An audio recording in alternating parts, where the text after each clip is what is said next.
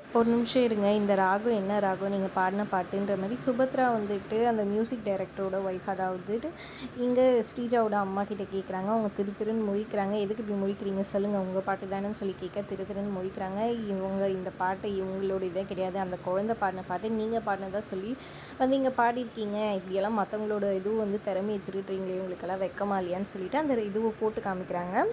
இந்த குழந்தைக்கு தான் இது செய்யணும், ஒழுங்காக இதை கொடுங்க, நல்ல வேலை தப்பான இது கொடுத்துட்ருப்பேன், உங்களால் தான் இது பண்ண இருந்தா பாப்பா, நீங்கள் வந்துட்டு கண்டிப்பாக பெரிய இடத்துக்கு வரணும், என் ஆஃபீஸ்க்கு வந்து பாருங்கன்னு ஒரு விசிட்டிங் கார்டை வந்துட்டு அவங்க அப்பா கையில் கொடுக்குறாங்க. இசையும் சந்தோஷமாக வந்து போகிறாங்க. இந்த மியூசிக் டைரக்டரோட ஒய்ஃப் அப்படியே கோச்சிக்கிட்டு வீட்டுக்கு நேராக போகிறாங்க. போயிட்டு ரூமில் கதவை சத்திட்டு தப்பான முடிவு எடுத்துடுறாங்க. அதனால தான் வந்துட்டு ரொம்பவே வருத்தமாயிறாங்க ஸ்ரீஜா. சுபத்ராவோட குடும்பத்தை வந்துட்டு பழி வாங்கணுன்ற மாதிரி எண்ணத்தோடவே சுற்றிட்டு இருக்காங்க. ஆனால் அந்த பொண்ணு இசைதான்றது அவங்களுக்கு தெரியல. போக போக தெரிஞ்சிடும் தான் எனக்கு தோணுது.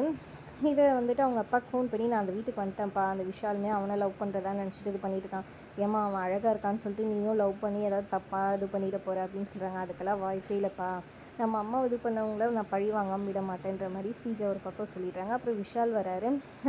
உனக்கு எல்லாம் ஓகே தானேன்னு கேட்க, எனக்கு ஓகே இல்லை, அந்த இசை வந்துட்டு நீ போட்ட மோதிரத்தை எதுக்கு அவள் போட்டிருக்கணும், நானும் நீ போட்ட மோதிரத்தை போட்டிருக்கேன், அவள் எதுக்கு போட்டிருக்கான், அந்த மோதிரம் போட தேவையில்ல, அவள் முதல்ல கழட்டி கொண்டு வந்து கொடு என்கிட்ட, கிட்டேருந்து வாங்கிட்டு வந்துன்னு சொல்கிறாங்க. சரி ஓகேன்னு விஷால் நேராக போகிறாரு. இங்கே அவங்க சித்தப்பா தாத்தா எல்லோரும் கூட பேசிட்டு நின்றுட்டுருக்காங்க இசை.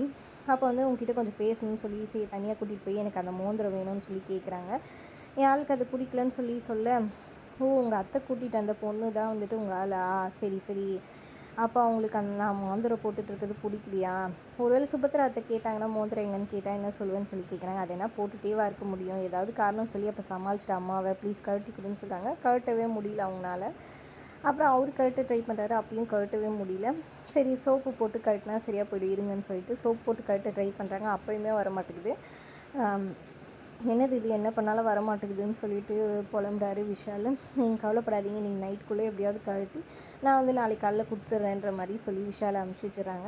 இங்கே விஷால்கிட்ட வந்துட்டு ஸ்ரீஜாவும் அவங்க அத்தையும் வந்துட்டு என்ன மோதிரத்தை வாங்கிட்டு வந்துட்டியான்னு சொல்லி கேட்க, இல்லை கழட்ட முடியல, அவன் நாளைக்கு கழட்டி கொடுத்துட்றேன்னு சொல்லிட்டா அப்படின்ற மாதிரி சொல்கிறாங்க. அப்படின்னா நான் அவங்க கூட இன்றைக்கி நைட்டு வந்துட்டு டைம் ஸ்பெண்ட் பண்ணணும் அப்படின்னு சொல்ல, அவள் தான் ரொம்ப நாள் ஆச்சுல உன்னை பார்த்தா தான் உங்ககிட்ட பேசணும் கூட இருக்கணும்னு நினைக்கிறா, ஸ்பெண்ட் பண்ணுன்னு சொல்கிறாங்க. ஐயோ அம்மாவுக்கு தெரிஞ்சால் அவ்வளோதான், இப்போதைக்கு அம்மாவுக்கு தெரிஞ்சது வந்துட்டு எனக்கும் இசைக்கும் நிச்சயதார்த்தம் நடந்திருக்கு, நான் அவங்க கூட இருந்தேன்னா பார்த்தேன்னா அம்மா என்ன நினைப்பாங்க, என்ன சொல்லுவாங்க, சொந்தக்காரங்க எல்லாம் இருக்காங்கன்னு சொல்ல, அப்படின்னா நான் ஒரு ஐடியா பண்ணுறேன், நைட் வந்து கரண்ட் கட் பண்ணுறேன், அந்த நேரத்தில் ஸ்ரீஜா நீ வந்து விஷால் ரூம் போயிடுன்னு அவங்க அத்தை சொல்ல, அதை கேட்டு வந்துட்டு சரி ஓகேன்ற மாதிரி விஷாலை ஒத்துக்கிறாரு. இதை ராகவ் கேட்டுறாங்க. ஓ இப்படி ஒரு பிளான் பண்ணுறீங்களா, நான் பாருன்னு சொல்லிட்டு நைட்டு இவங்க வந்து கரெக்டாக கரண்ட் ஆஃப் பண்ணோன்னே ராகவ் பார்த்து நின்று உடனே வர்ஷினி கால் பண்ணி உங்கள் அக்கா வந்துட்டு விஷாலோட ரூம்க்கு அனுப்பிச்சி வை, ஏதாவது ஒன்று சொல்லின்னு சொல்கிறாங்க. இங்கே தூங்கிட்டுருக்க இசையை எழுப்புறாங்க. வந்து வர்ஷினி அக்கா கொஞ்சம் வாக்கா, அங்கே பேர் கரண்ட் ஆஃப் ஆகிட்டுருக்கு அந்த வீட்டில், நீ போயிட்டு கேண்டில்ஸ் கொடுத்துட்டு வா, அவங்க வீட்லேயே இருக்காதாடி அவ்வளோ பெரிய வீட்டிலன்றாங்க.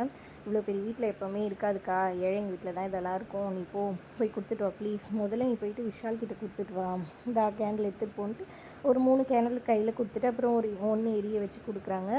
அதை எடுத்துகிட்டு நேராக சுற்றி சுற்றி பார்த்துக்கிட்டே போயிட்டுருக்காங்க. ஒரு பக்கம் இங்கே இசையோட சித்தி வந்துட்டு இதாண்டா சமயம்னு சொல்லிட்டு நம்ம சாமி ரூமில் போய் அந்த ஜாதகத்தை எடுத்துகிட்டு வந்துடுவோம்னு அவங்க ஒரு பக்கம் சாமி ரூமுக்குள்ளே போகிறாங்க.